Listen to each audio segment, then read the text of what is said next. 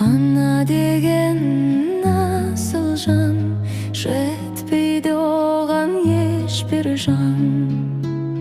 Ананың айтқан сөздері орындалар әрқашан. Аялаған